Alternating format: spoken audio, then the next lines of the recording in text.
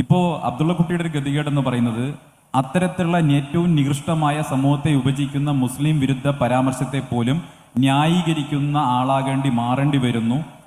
അങ്ങനെയുള്ള ആളുകളെ വിളിക്കുന്ന പേരാണ് ദേശീയ മുസ്ലിം എന്നുള്ളത്. അങ്ങനെയുള്ള ആളുകൾ സ്വയം പണിയുന്ന മേലങ്കിയാണ് ദേശീയ മുസ്ലിം എന്നുള്ളത്. നമുക്ക് എങ്ങനെയാണ് അംഗീകരിക്കാൻ പറ്റുന്നത്? അല്ലെങ്കിൽ അദ്ദേഹം തന്നെ പറയട്ടെ, അങ്ങനെ ഒരു അനാചാരം ഉണ്ടോ? ഇവിടെ എത്രയോ മുസ്ലിം സുഹൃത്തുക്കൾ ഇരിക്കുന്നുണ്ട്, ക്രൈസ്തവരുണ്ട്. അങ്ങനെ മുസ്ലിം സമൂഹത്തിനിടയിൽ ഭക്ഷണത്തിൽ തുപ്പി കൊടുക്കുന്ന ഒരു അനാചാരം ഉണ്ടെന്ന് ഞാൻ വിശ്വസിക്കുന്നില്ല. അത് BJPയുടെ നിലപാടാണെന്ന് അദ്ദേഹം പറഞ്ഞു. അങ്ങനെയാണെങ്കിൽ സയ്യിദ് ഷാനവാസ് ഹുസൈന്റെ വീട്ടിൽ പോയി നിങ്ങൾ എങ്ങനെ ഭക്ഷണം കഴിക്കും? അബ്ദുള്ള കുട്ടിയുടെ വീട്ടിൽ പോയി സുരേന്ദ്രൻ എങ്ങനെ ഭക്ഷണം കഴിക്കും? ഈ പറയുന്ന സുരേന്ദ്രൻ ഏറ്റവും വലിയ കാപട്യം എന്താണെന്നറിയോ? ഈ പറയുന്ന BJPയുടെ സംസ്ഥാന പ്രസിഡന്റിനെ പിന്നെ ഞാൻ കാണുന്ന തൊട്ടടുത്ത ആഴ്ച ഈ തിരുവനന്തപുരത്തുള്ള വലിയൊരു ഷോപ്പിംഗ് മാളിന്റെ ഉദ്ഘാടനത്തിൽ, ഒരു മുസ്ലിം വ്യാപാരിയുടെ ഷോപ്പിംഗ് മാളിന്റെ ഉദ്ഘാടനത്തിൽ അവിടെ ഇരുന്ന് തൊട്ടടുത്തിരുന്ന് ഭക്ഷണം കഴിക്കുന്നതാണ്. അപ്പൊ ഇത് കാപട്യമല്ലേ? ഞാൻ ആ കാപട്യത്തിന്റെ ഭാഗമാകാൻ ആഗ്രഹിക്കുന്നില്ല. ഒന്ന്